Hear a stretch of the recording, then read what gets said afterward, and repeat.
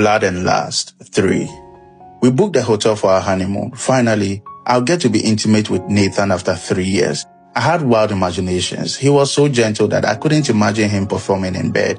We got to the hotel and I was already feeling for sex from imagining his mother.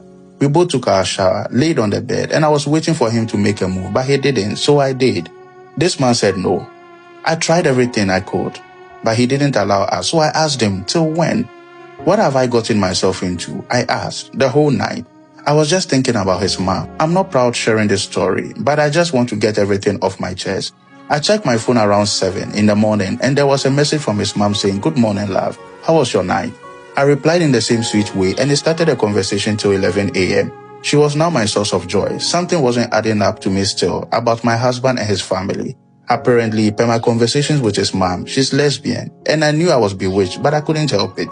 That morning, I tried getting my husband to make love to me, but he declined again and rather got angry with me. He said things like he didn't marry me for sex and that he's on a 4-year journey with God not to touch a woman so he can stay holy.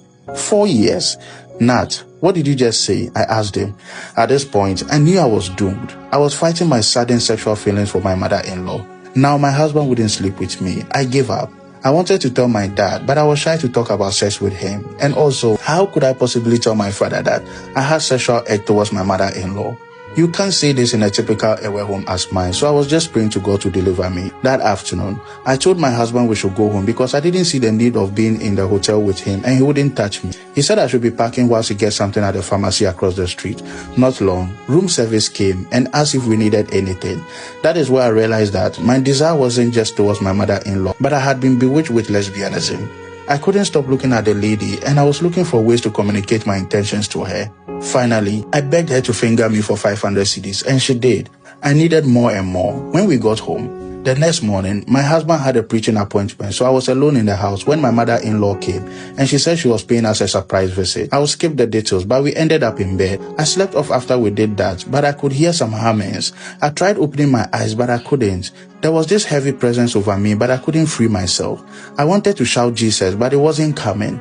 I kept hearing the hummings, and after a while, the force that kept my eyes shut had weakened, so I managed to open my eyes slightly, and even though it was blurred, I noticed it was my mother-in-law and my husband, both naked. They both had a red cloth tied to their waists. I quickly shut my eyes and pretended I couldn't see anything. Now I could hear them clearly, and I could only remember his mother saying, "Soak her panty in your anointing oil and squeeze it back into the bottle for tomorrow." Right before me, thinking I was still off, they removed the red cloth around their waist. His mom removed a leaf from under her breast and placed it on my panty, wrapped my panty around the leaf and gave it to my husband.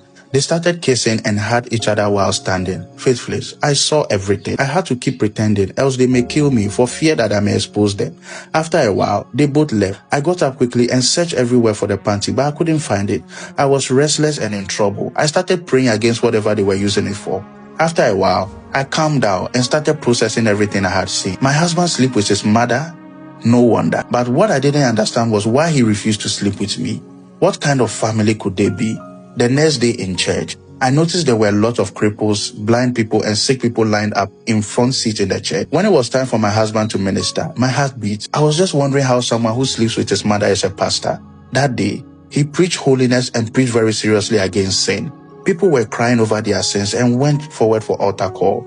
People who served other gods removed their amulets and juju in church and gave their lives to Christ.